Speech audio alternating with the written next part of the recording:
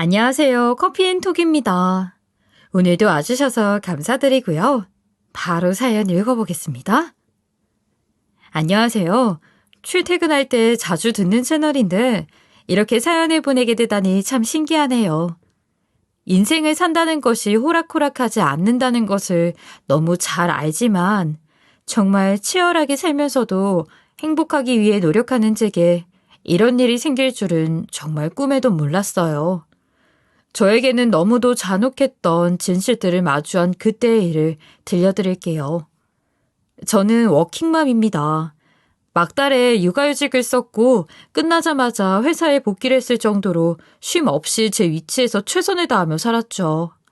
마음은 늘 하나부터 열까지 제 온 정성을 쏟아 아이를 키우고 싶었지만 남편의 외벌이만으로는 경제적 안정은 쉽지 않다는 현실적인 이유로 맞벌이를 해야 했어요. 남편은 저보다 3살 연하인데 젊은 시절 취업 전에 대학교 휴학과 군대로 남편은 저와 직급 차이가 꽤 나는 편이에요. 물론 근무하는 회사가 달라 직급을 나눈다는 것 자체가 말이 되지 않지만 남편과 처음 만났을 당시 저희는 인턴과 대리였어요. 무슨 말이냐고요? 남편은 제가 근무하는 회사에 한 팀의 인턴으로 들어왔고 그때 저희는 처음 만나게 되었어요. 남편은 참 장점이 많은 사람이었어요. 사교성도 뛰어났고 하나를 알려주면 열을 해내는 똑똑한 사람이었어요. 그러다 보니 자연스럽게 남편을 응원하게 되고 또 격려하게 되면서 저희는 급속도로 가까워졌어요. 회사 직원들이 그런 저희를 보고 조만간 연애하는 거 아니냐고 놀리기도 했는데 결국 저와 남편은 서로의 마음을 알게 되고 연인으로 발전하게 되었어요. 그렇게 2년이라는 시간이 더 흘렀고 저와 남편은 평생 배필을 약속하며 결혼까지 하게 되었답니다. 마냥 행복할 거라고만 생각했었는데 그렇지도 않았어요. 결혼 후 3달 후쯤 한참 뜨거운 신혼을 즐기고 있을 시기에 안 좋은 소식이 생겼거든요.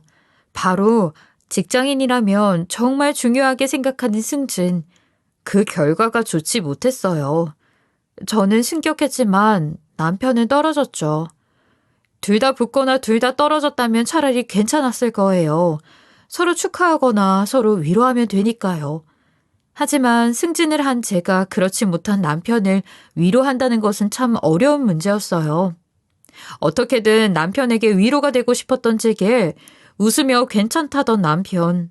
하지만 뭐든 잘 해내는 편이었던 자신이 유독 승진은 반복적으로 떨어지는 것이 꽤 충격이었는지 결국에는 이직을 하겠다고 하더라고요. 저는 차마 말릴 수 없었어요.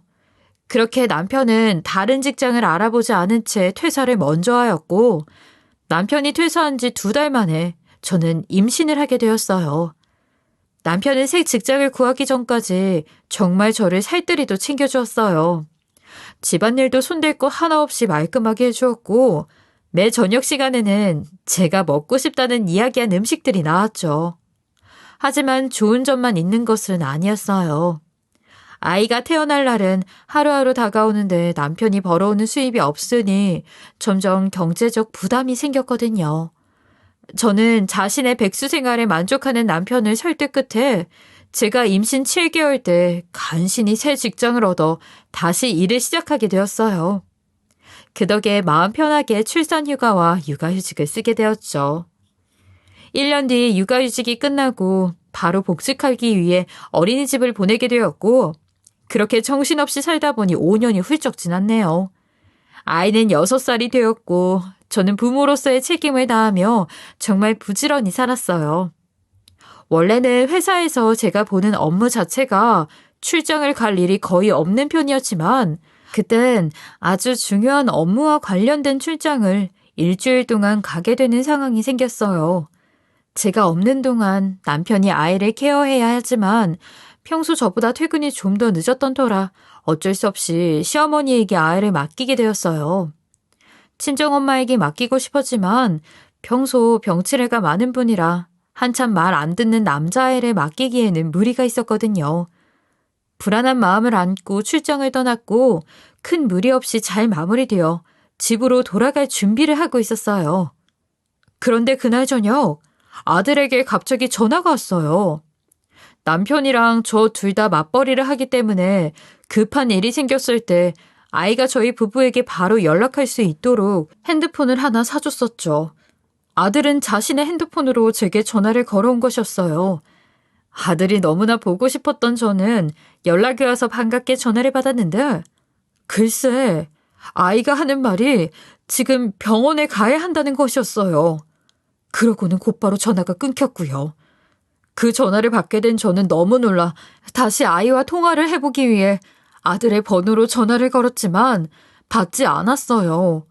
무슨 일이 생겼었다면 분명 남편이 제게 먼저 연락을 주었을 텐데 그이는 제게 따로 연락을 하지 않았었고 메신저로도 아무 얘기 없었기 때문에 이게 다 무슨 일인가 싶었죠. 저는 사태 파악을 위해 남편에게 아무것도 모르는 척 전화를 해보았고 일상 대화가 오가기는 했지만 아이가 병원에 가야 하는 상황이라는 말은 단 한마디도 하지 않았어요. 애가 아프거나 다쳤다면 가장 먼저 제게 알렸을 텐데 아무 말 하지 않는 것이 너무 수상하게 여겨졌죠. 저는 통화를 마치자마자 무작정 우리 집에서 가장 가까운 대학병원으로 출발했어요.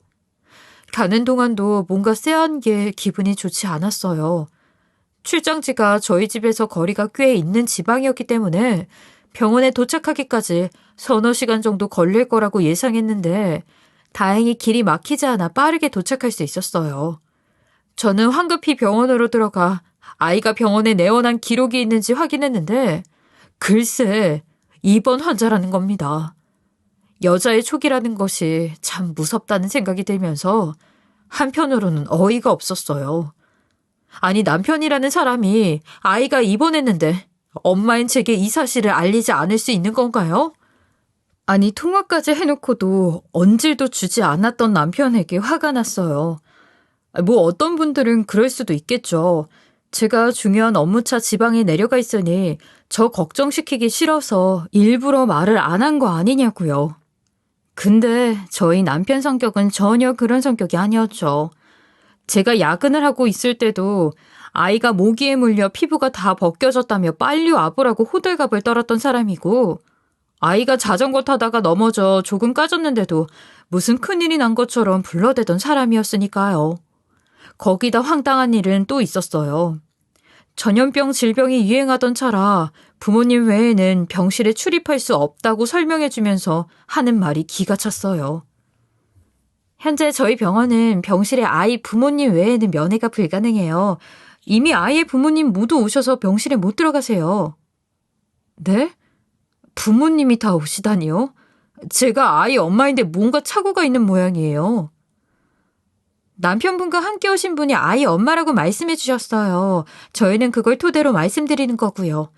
아이 친엄마가 맞으시다면 신분증이랑 가족관계 확인 서류 첨부해 주세요. 확인되시면 들어가실 수 있으세요? 도대체 내가 아이의 엄마인데 누가 왔길래 부모가 왔다는 건지 이해가 가지 않았어요. 그리고 이런 상황에 직면해야 한다는 것 자체도 너무 화가 났고요. 저는 다급한 마음에 아이와 함께 찍은 사진까지 보여주며 내가 침몰하고 뭔가 잘못 알고 있는 거 아니냐고 따졌고 간호사는 의아해하며 분명 남편분께서 병원에 함께 오신 분이 아내가 맞다고 했다며 같은 말만 반복했죠. 그러면서 지금 상황으로는 인원실에 출입하려면 침몰하는 것을 확인시켜주는 방법밖에 없다면서 함께 찍은 사진만으로는 신원 확인이 되지 않아 출입은 어려울 것 같다고 말하더라고요. 살다 이런 황당한 일까지 겪게 되다니 어안이 벙벙했어요. 불행 중 다행이었던 건 대학병원이라 가족 관계 확인 서류를 떼는 기기가 마련되어 있어 바로 처리를 할 수 있었다는 거죠. 저는 서류를 뽑아 신분증과 대출을 마친 뒤에 간신히 아이가 입원해 있는 병실로 들어갈 수 있게 되었어요. 저는 이 짓을 하면서도 도대체 남편이 무슨 짓을 하고 다니기에 이런 상황까지 겪게 하는 건지 이해가 가지 않고 곧 이상한 장면을 보고 온몸에 소름이 끼쳤어요. 세상에 믿을 놈 하나 없다더니 남편 놈도 믿을 놈은 아니었던 거죠. 아들이 입원해 있는 병실은 4인실이었는데 3명의 환자복을 입은 환자들만 보일 뿐 정작 제 아들은 보이지 않았어요. 두리번거리다가 제 시야에 들어온 것은 구석진 끝쪽 칸에 커튼이 쳐져 있던 곳이었어요. 저는 커튼으로 가려진 곳에 아이가 있다는 것을 확신했고 곧장 가까이 다가가 병실 커튼을 거칠게 열어 제쳤어요. 그리고 그 순간 기가 막힌 장면을 보고야 말았습니다. 어떤 장면이었냐고요? 제 남편과 우리 집 옆집에 사는 여자랑 손을 꼭 붙잡고 있는 모습이었죠. 그 모습을 보는 순간 저는 여태 참았던 화가 단전에서부터 끌어올라 더는 이성적으로 행동을 할 수 없었어요.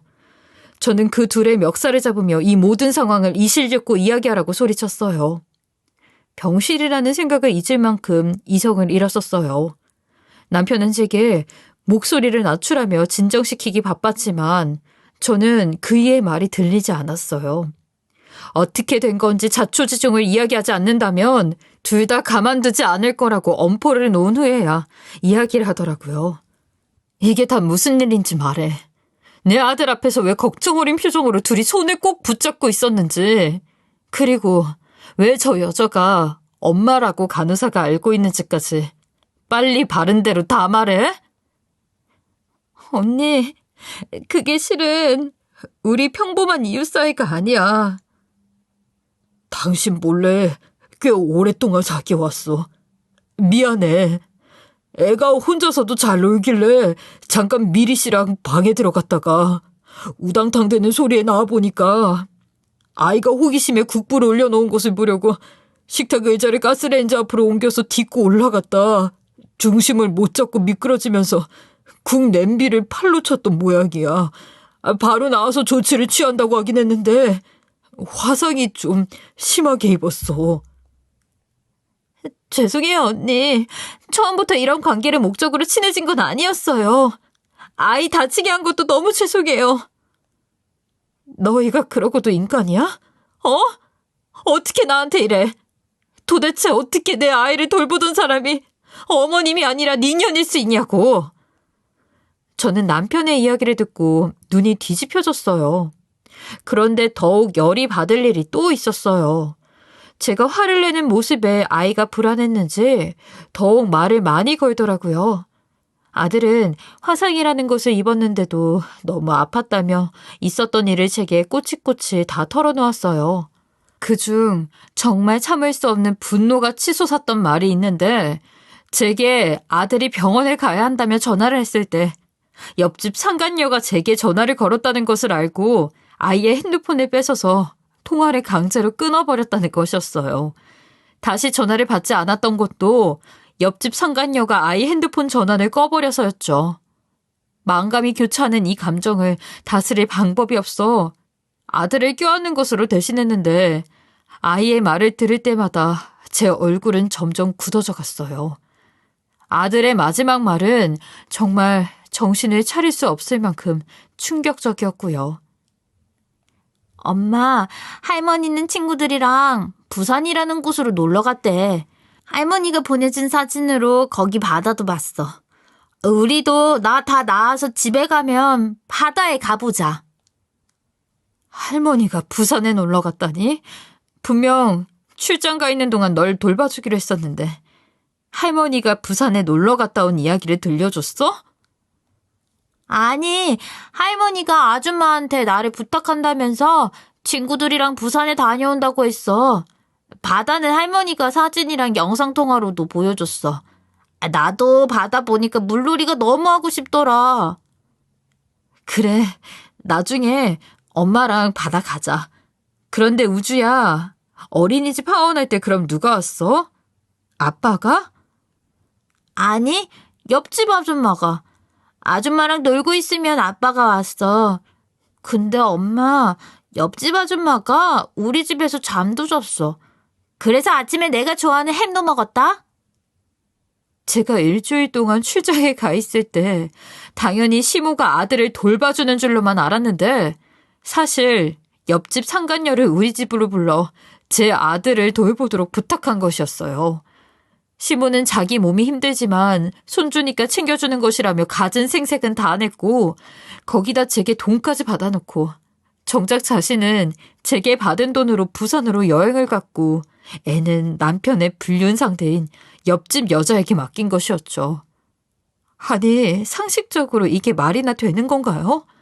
어떻게 다른 사람도 아닌 그 여자에게 제 애를 맡길 수 있냐고요.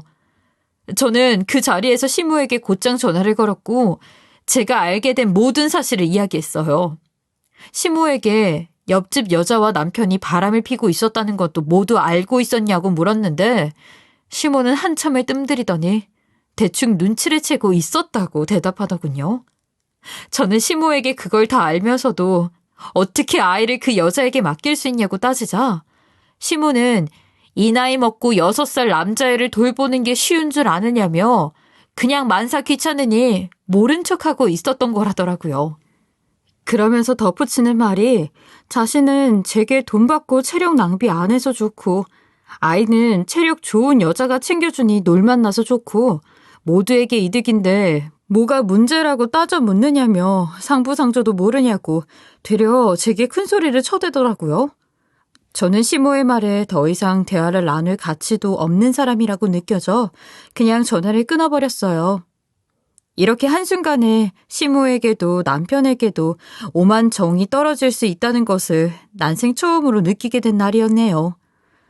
저는 불륜을 저지른 연놈들을 더는 마주하고 싶지 않아 남편과 상간녀를 병실에서 내쫓아버렸어요.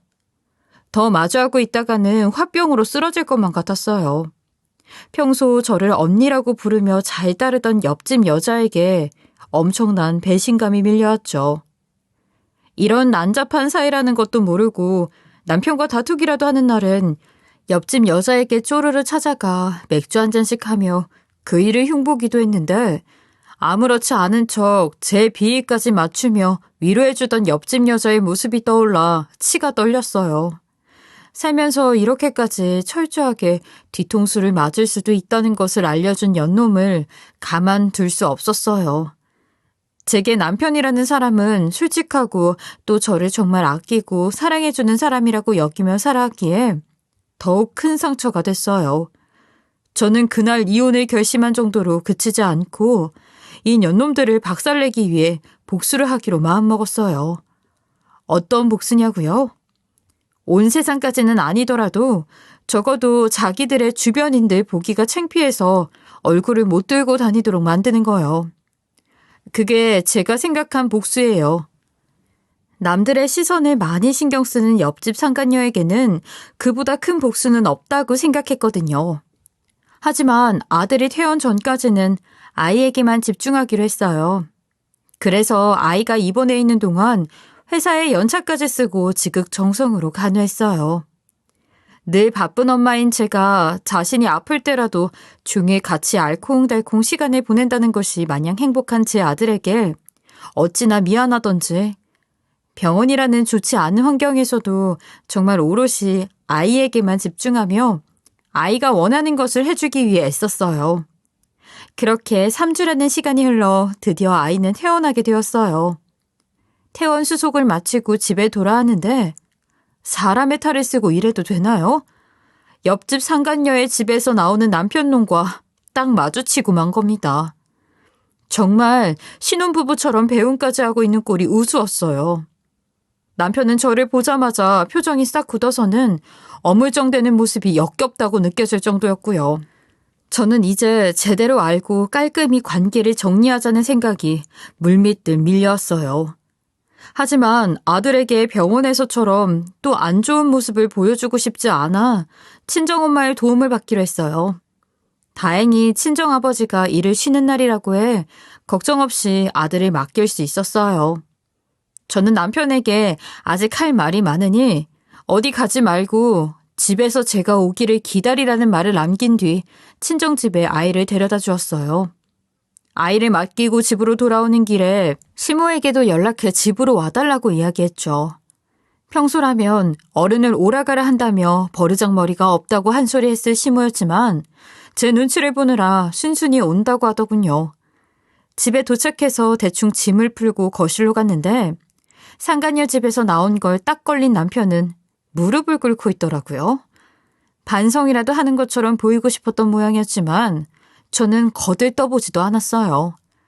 그렇게 시모를 기다린 지 30분쯤 지났을 때 시모가 저희 집에 도착했고 저는 처음 남편의 외도를 알게 된 그날 병원이라 하지 못했던 말을 쏟아냈어요. 저희 아직 나눠야 할 이야기가 많죠. 도대체 어머님께서는 언제부터 알고 계셨던 거예요?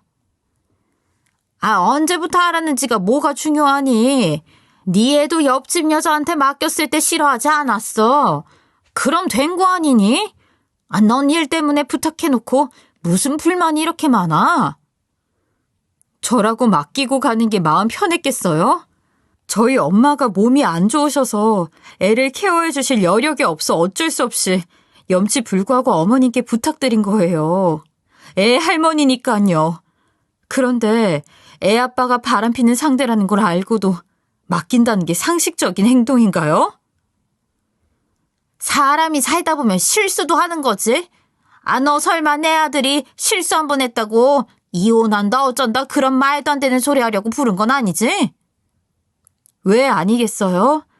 어머님 잘난 아들은 자기 새끼 태어나는 날인데 병원에 와보지는 못할 망정 상간녀 집에서 나오다 딱 걸렸다고요. 여보, 그건 오해야. 애 태어난 전에 부적절한 관계니까 정리하려고 다녀온 것뿐이야. 믿어줘 제발. 네가 얼마나 남편 대접을 못했으면 얘가 바람을 폈겠어? 이건 다 네 잘못이야. 알아? 관계도 정리한다잖아. 그럼 됐지. 뭐 좋은 일이라고 나 여기까지 불러? 지금 남편이 바람핀 것도 제 잘못이고 남편이 실수한 거니까 이해해야 된다. 이 말씀을 하고 싶으신 건가요? 어머님께서는 제가 바람펴도 남편한테 그렇게 말씀하실 거예요? 다 됐고 관계 정리를 한다고? 내가 마주한 모습은 전혀 그런 분위기가 아니었는데 옆집 여자도 데려와 앉혀서 이야기해봐야겠네 어디. 여보 그건 아니지. 아니긴 뭐가 아닌데 바람핀 놈이 뭐가 잘났다고 주둥이를 자꾸 나불대? 넌 가만히 있어. 관계 정리를 위해 다녀왔다는 남편의 말은 절대 믿을 수 없었어요. 제가 바보도 아니고 옷차림새로 보나 둘 사이에서 풍기는 분위기로 보나 전날 밤 오붓한 시간을 보낸 것이 분명하다는 확신이 드는데 어떻게 믿나요? 지금 당장 처한 상황을 모면하려고 둘러드는 남편이 더욱 괘씸해서 가만히 두고 볼 수가 없었어요. 저는 망설임 없이 시모와 남편을 뒤로 한 채 무작정 옆집에 찾아갔고 제 뒤를 황급히 따라오는 남편의 행실이 어이가 없더군요. 옆집 배를 거칠게 여러 차례 누르자 상간녀는 곧 현관을 열었어요. 상간녀는 저를 흘겨보더니 무슨 일이냐고 물었죠.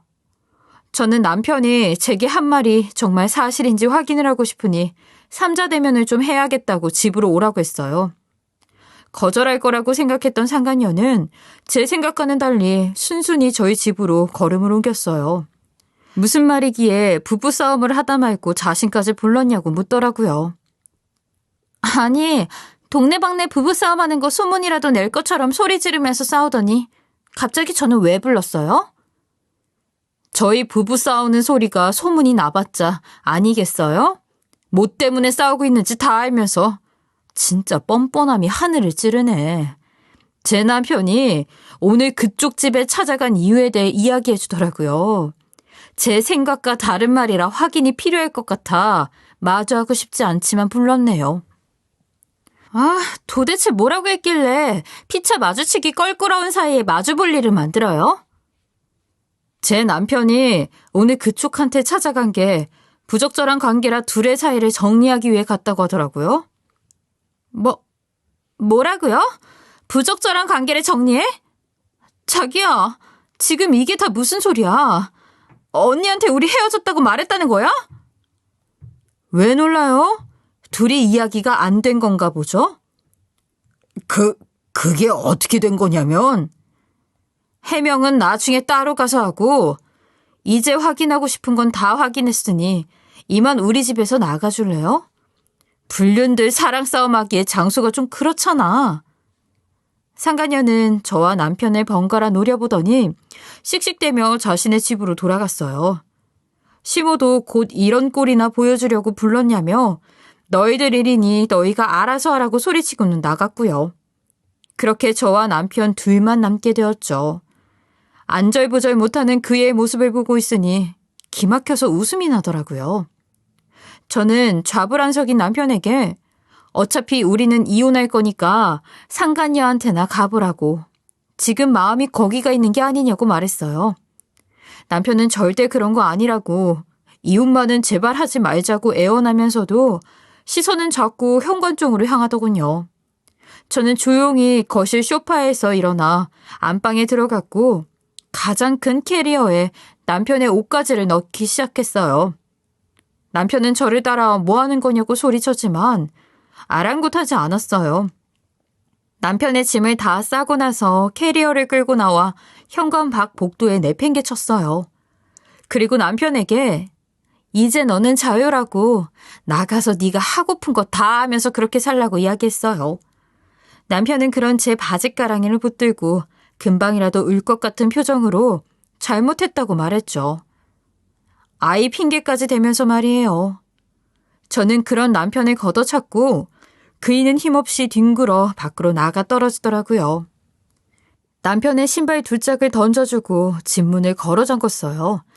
복도에 서서 한참을 어슬렁거리던 남편은 결국 옆집 비밀번호를 누르고 옆집으로 들어가더군요. 집이 방음이 잘 되어 있으면 좋았을 텐데 옆집에서 남편과 상간녀가 다투는 소리까지 다 들려왔어요. 기가 찼습니다. 그들의 말다툼에는 사랑이 묻어나는 게 제게까지 느껴졌었거든요. 이제 모든 게 끝이라는 걸 다시금 깨닫게 되었던 날이었어요. 저는 이제 남편과의 관계에 종지부를 찍는 것에만 집중을 하기로 했어요. 다음 날 아이가 어린이집에 가 있는 동안 저는 제 가장 친한 친구의 남편에게 찾아갔어요. 변호사로 이혼 건도 맡은 적이 꽤 된다고 해서 친구에게 부탁했거든요. 제가 막연하게 이혼이라는 것을 생각할 때와는 전혀 달랐어요. 마냥 어려울 것만 같고 남 일일 것만 같았던 이혼이라는 걸 제가 하게 된다는 게 좀 허무하더라고요. 하지만 저는 남편을 용서할 수 없고 삶아 떼고 살 생각도 전혀 없기 때문에 만발의 준비를 하기로 했어요. 우려했던 것보다 이혼 소송 준비는 어렵지 않았어요. 제가 준비한 증거물이 넉넉한 것은 아니었지만 이미 시모와 남편 그리고 옆집 상간녀까지 저희 집에 와서 나누었던 대화를 다 녹음해 두었고 또 남편이 옆집에 들락날락한 것까지 다 아파트 복도에 설치된 CCTV에 찍혀 있었으니까요. 저는 그것들을 모두 모아 증거물로 제출했고 당연히 저에게 유리하게 진행되었어요. 저는 주정기간 동안 바람난 연놈들에게 복수로 본때를 보여주기로 했어요. 첫 번째는 아파트에 옆집 여자와 남편이 불륜이라는 것을 소문냈어요. 이사 가기 전까지는 제 이야기도 나오겠지만 제가 잘못한 것은 아니니까 신경 쓰지 않으면 그뿐 타겟은 옆집 여자였어요. 혼자 사는 여자라고 부녀회에서 꽤나 잘 챙겨주는 편이었거든요. 여자들 입김이 얼마나 힘센 줄 다들 알고 계시죠? 그걸 노렸어요. 유부남을 꼬신 더러운 년이라는 타이틀을 달아주고 싶었어요. 그리고 당한 쪽인 제게는 동정표가 더 많을 테니 저는 욕먹을 일도 전혀 없을 거고요. 특히 그 아파트 내에서 인사를 나누는 분들이 꽤 많은 저로서는 더욱 좋은 게 제가 맞벌이로 정말 열심히 산다는 것을 모르는 사람은 없었어요. 그리고 남편에게 복수는 그의 회사에 옆집 여자와 남편이 불륜관계라는 소문을 퍼뜨리는 걸로 시작했어요. 하늘이 도와준 건지 참 세상 좁더라고요. 나중에 소문이 어느 정도 퍼지고 나서 알게 되었는데 옆집 여자가 남편의 회사에 다니는 여자였더라고요. 남편의 부하 직원으로 말이죠. 처음에는 회사에서 간간히 몰래 만나 미래를 나누었다가 옆집이라는 사실을 알고부터는 더욱 저돌적으로 불륜 행각을 저질렀던 거였어요. 상간녀도 남편도 제게 함께 일하는 동료라는 것까지 비밀로 한 채 바람을 피웠더라고요. 결국 남편과 바람난 여자의 정체가 함께 일하는 회사 동료라는 것이 회사 안팎으로 다 까발려졌어요. 회사에서 손가락질 받기 시작하자 상간녀는 저에게 찾아와 소문을 낸 사람이 저냐고 따지더라고요. 오빠랑 나랑 불륜 관계인 거 회사에 소문낸 사람 당신이지? 내가 소문냈다는 증거 있어? 백주대낮에 찾아와서 지금 이게 무슨 말이야? 당신 우리 회사에서 마케팅팀 부장이랑 아는 사이라며. 당신이 부장한테 입김 불어넣은 거 아니야? 그럼 그건 내가 소문낸 게 아니지. 나는 내 지인에게 고민을 털어놓은 것뿐인 게 되는 거 아닌가? 그리고 소문을 내고 안 내고가 중요한 게 아니야. 너희가 더러운 옆놈들이란 사실이 중요한 거지. 증거도 없이 따져들려고 찾아오지 마. 당신 같은 난잡한 사람이랑은 말 섞는 것도 역겨워. 한참을 저보고 소문 나기 전으로 돌려내라며 고래고래 소리를 지르더니 제가 심증만으로 사람을 몰면 어떻게 되는지 모르냐고 겁박하자 그자 꼬리를 내리고 돌아가더라고요. 애초에 저와 좋은 관계를 잘 유지했다면 이렇게까지 되지 않았을 텐데 하는 후회를 했으면 좋겠다는 생각이 들었어요. 하지만 제게는 옆집 여자는 이제 바닷속에 좁쌀알 같다는 속담처럼 보잘것없는 사람이 되어버렸죠. 그녀가 제게 찾아와서 따졌던 이유는 금방 알 수 있었어요. 남편보다 직급이 낮은 상간녀는 회사에서 노골적으로 소외되다 잘리고 말았거든요. 그래서 화를 못 참고 제게 와서 난리를 쳤던 거였어요. 뿌린 대로 거둔 줄은 모르고 남 탓이나 하는 꼴이 우스울 뿐이었어요. 상간녀에 이어 남편도 회사에서 안 좋은 인상이 박히게 되면서 곱지 않은 시선을 많이 받게 되었고 그걸 이겨내지 못하고 퇴사를 했다고 하더라고요. 그 후 남편이 이혼소송 재판 때 이의를 제기했어요. 제가 자기의 외도를 회사에 소문내 퇴사를 하게 됐다고 말이죠. 명예훼손으로 고소하고 싶은 걸 참고 있으니 퇴사한 부분까지 참작하여 위자료에 대한 판결을 공정하게 내려주라고 하더군요. 하지만 그 누구도 남편의 말을 들어주지 않았어요. 제가 소문냈다는 증거도 증인도 모두 없는 데다 회사의 문제는 회사에서 적절히 처리하는 것이 맞다고요. 그리고 회사 여직원과 바람을 핀 것인데 회사 사람 그 누구도 그들의 외도 사실을 모를 리 없을 거라는 판단에 힘이 실렸거든요. 남편은 위자료 감액이 어려울 것 같자 아들의 양육권과 양육비를 가지고 또다시 분쟁을 일으키려고 했지만 그것 또한 그의 마음대로 되지는 않았어요. 제가 아들을 데리고 가야 한다는 이유는 너무도 명백했으니까요. 외도를 한 것도 남편이고 회사의 퇴사에 당장 아이를 부양하는 것에 대한 어려움이 저보다 훨씬 크다고 판단했어요. 또한 제가 이미 아들이 제게 써준 편지를 증거물로 낸 이유라 남편의 뜻대로 될 수가 없었죠. 편지에는 자신의 행복은 엄마고 언제나 엄마와 좋은 날들을 보내고 싶다는 내용이 적혀 있었어요. 아빠의 이야기도 있긴 했지만 엄마를 힘들게 하지 말아주세요가 전부였어요. 아들이 병원에서 제가 남편에게 화내는 것을 보고 아빠가 잘못해서 엄마가 화났다고 느꼈는지 제게 아빠 대신 자신이 더 말을 잘 듣겠다고 말하고 했거든요. 그게 편지에도 고스란히 적혀 있던 거였어요. 그 덕에 저는 양육권을 빼앗기지 않을 수 있었고 매월 적지 않은 금액의 양육비까지 받을 수 있게 됐어요. 거기다 위자료까지 제대로 받으며 이혼 소송에서 승소하게 되었습니다. 그리고 이혼 절차를 마친 후 얼마 뒤 저와 아들은 남편과 세 식구가 머물던 그 지옥 같은 기억을 남겨준 집에서 나와 둘이 살기 딱 좋은 아늑한 곳으로 이사까지 하게 되었어요.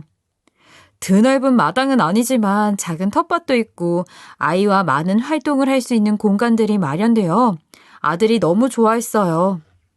저희가 이사를 가고 난 뒤 더는 우리가 가족이 아니라는 것을 느낀 남편은 끈질기게도 제게 연락했어요. 자신이 모두 잘못했다며 평생 이렇게 가족의 끈을 끊고 살 수 없다고 제발 마지막이라고 생각하고 기회를 달라고 했지만 저는 네 상간녀랑 깨볶으며 살라는 말을 남긴 채 연락을 차단했어요. 남편이 시모에게 뭐라고 말했는지 시모도 제게 연락해서는 남편이 정말 마음 깊이 반성하고 있다며 다시 재혼하면 자기가 정말 시어머니로서 잘 챙겨주겠다고 하더군요. 그러면서 저희 이혼 소송 마친 지 얼마 안 돼서 옆집 상간녀랑도 끝났다고 위자료로 모아둔 돈 다 쓰고 나니 백수의 빈털털이라며 그런 사람에게 어떻게 자신의 미래를 맡길 수 있겠냐는 이유로 남편을 버렸다고 하더라고요. 저는 시모에게 제 목에 칼이 들어오는 한이 있어도 이혼을 엎을 생각은 없다고 말하고 시모의 연락처도 차단해버렸어요.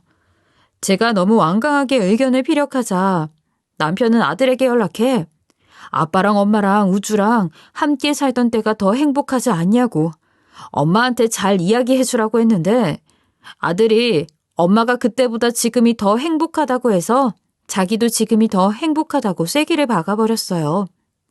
그 뒤로 재혼 이야기는 쏙 들어갔죠. 저는 이사 후 아들과 더 많은 시간을 함께하고 또 제 손으로 챙겨주기 위해 회사에 양해를 구해 재택근무로 회사 업무를 할 수 있도록 요청을 했고 다행히 제 요청을 받아들여 주어서 집에서 일을 하고 있어요. 물론 근무 시간은 동일하지만 그래도 아이가 제가 집에서 일을 하니까 한 공간에 함께 있다는 것 자체로도 불안함을 덜 느껴 하는 게 눈으로 보여 저도 안심이 되더라고요. 엄마밖에 모르는 아들이지만 아빠의 빈자리가 느껴지는 날들이 문득문득 생길 텐데 그때 제가 묵묵히 아들을 지지해 줄 수 있는 멋진 엄마가 되어 있어야겠다는 생각이 자주 들어요. 엄마는 슈퍼우먼이라고 하죠. 저도 제 아들에게 그런 엄마가 될 수 있도록 노력할 것입니다.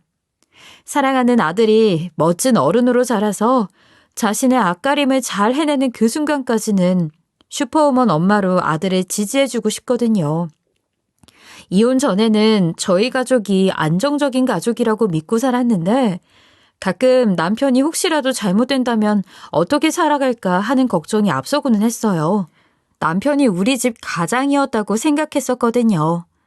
하지만 이런 말도 안 되는 일을 겪은 후 이혼을 하게 되면서 든 생각은 우리 집의 가장은 원래 나였지 않았을까 하는 생각을 해요. 왜냐면 몰상식한 그 인간 없이도 능력 있는 제가 똑부러지는 아들을 이렇게 잘 키우고 있으니까요. 저는 요즘 아들과 단 둘이서도 알찬 날들을 보내고 있고 이게 진정한 행복이구나라고 많이 느껴요.